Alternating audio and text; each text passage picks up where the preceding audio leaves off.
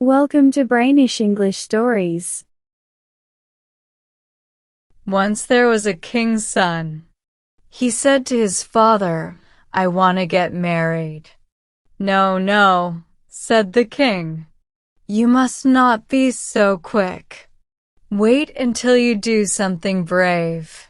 My father did not let me marry until I got the golden sword that you see me wearing." The prince felt very sad, but he did not want to say no to his father. He started thinking hard about what he could do. Staying at home was not helpful, so one day he left the palace to see the world and try his luck. As he walked, he came to a small hut. Inside, there was an old woman sitting near the fire. "Good evening, mother," he said. "You look like you have lived a long time. Do you know anything about the 3 bulrushes?" "Yes, I have lived a long time and seen many things," said the old woman. "But I have never seen or heard about the 3 bulrushes. Still, if you wait until tomorrow, maybe I can tell you something." The prince waited. Early the next morning, the old woman came and took out a small pipe. She blew into it, and suddenly all the crows in the world came flying around her. Not one was missing. She asked the crows if they knew anything about the 3 bulrushes, but none of them knew. So the prince walked on. A little further, he saw another small hut. An old man lived there.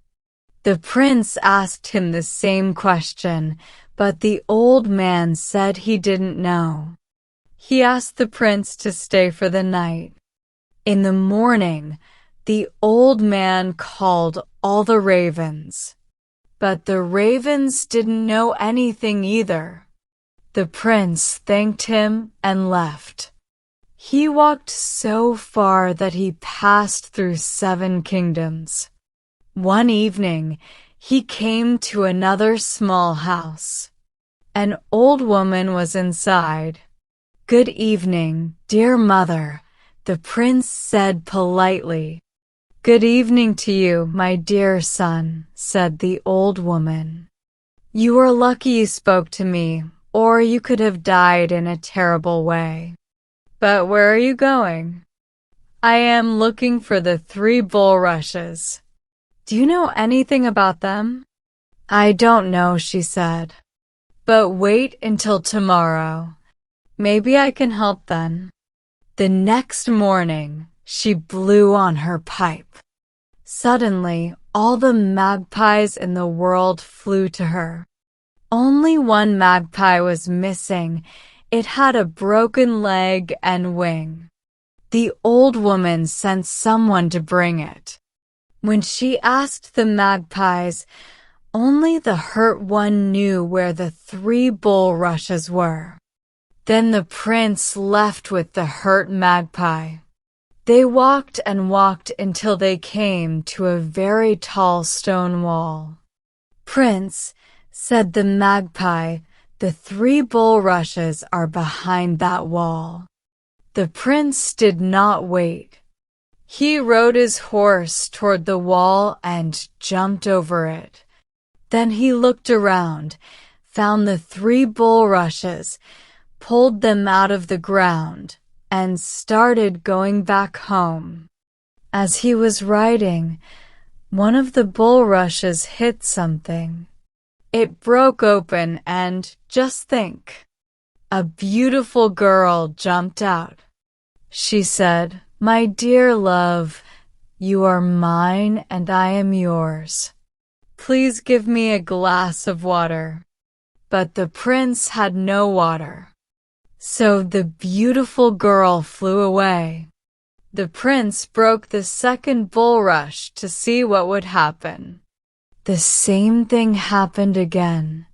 So the prince was very careful with the 3rd bulrush. He waited until he found a well. Then he broke the bulrush open, and a girl came out who was even more beautiful than the other two, 7 times more lovely. She also said, "My dear love, I am yours and you are mine. Please give me a glass of water." This time, he had water with him. The girl did not fly away. She and the prince promised to love each other always. Then they started going back to the prince's home. Soon they reached the prince's country. The prince wanted to bring his bride home in a fine coach, so he went into the town to get one. The girl's name was Alanka, and while the prince was away, she stayed in the field where the well was. There were the king's swineherds, people who take care of pigs, and cowherds, people who take care of cows, in the field too. The prince asked them to watch Alanka. Sadly, the chief swineherd had an old and ugly daughter.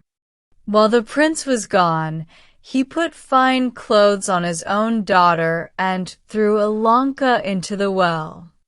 The prince came back soon with his father, mother, and many people from the court to bring Alanka home. But when they saw the swineherd's ugly daughter, they were shocked. Still, they said nothing and went on with the wedding. 2 days later, the prince married the swineherd's daughter, and the king gave his crown to the prince. But the prince was not happy. He felt something was wrong, even though he did not know how it had happened. One day, he asked someone to bring him some water from the well where Alanka had been thrown. The coachman went to get it. When he pulled up the bucket, he saw a small, pretty duck swimming in it. He looked at the duck with surprise, and suddenly the duck disappeared. In its place stood a poor, dirty-looking girl. She came back with the coachman and got a job in the palace as a housemaid. She was very busy all day, but when she had free time, she sat down to spin. Her distaff, a tool for spinning thread, moved by itself. Her spindle also worked by itself, and the thread kept coming, no matter how much she used. There was always more. The queen, who was really the swineherd's daughter, heard about this and wanted the distaff very badly. But the girl said no. Later, the girl agreed to give the distaff, but only if she could sleep one night in the king's room. The queen was very angry and shouted at the girl. But she still wanted the magic distaff, so she agreed. That night, she gave the king a drink that made him fall asleep. Then the girl went to the king's room. She looked even more beautiful than before, 7 times lovelier. She bent over the sleeping king and said, "My heart's love, I am yours and you are mine. Please say one word to me. I am your Alanka." But the king was in a deep sleep. He did not hear her and did not speak. Alanka left the room sadly. She thought the king was too ashamed to say he knew her. Soon after that, the queen sent a message again. She wanted to buy the magic spindle. The girl said she would give it, but only if she could sleep one night in the king's room again. The queen agreed, but again gave the king a drink to make him sleep. Alanka went to the king's room and spoke softly, but again, He did not wake up. Some of the king's servants had seen what was happening. They told the king not to eat or drink anything the queen gave him. They said that for 2 nights she had given him something to make him sleep. The queen did not know that the king now understood what she had done. A few days later, the queen wanted the magic flax, the thread that never runs out. She had to agree to the same deal, to let the girl sleep in the king's room. But she was not afraid at all, because she thought her secret was still safe.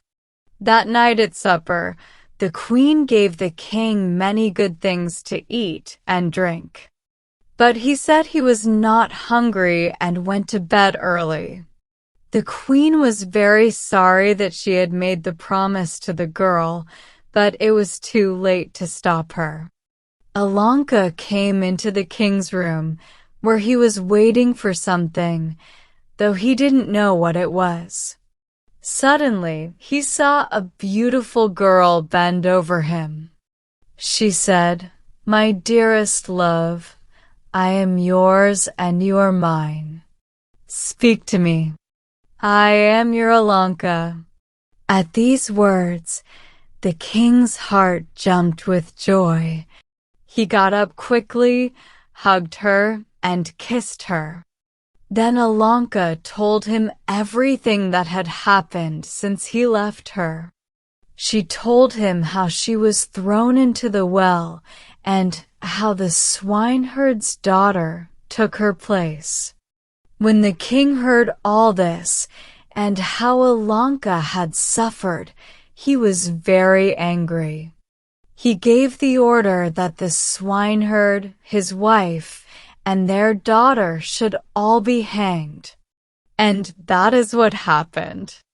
The next day, the king married the beautiful Alanka. There was a big celebration. And if they are not dead yet, then they are still living today.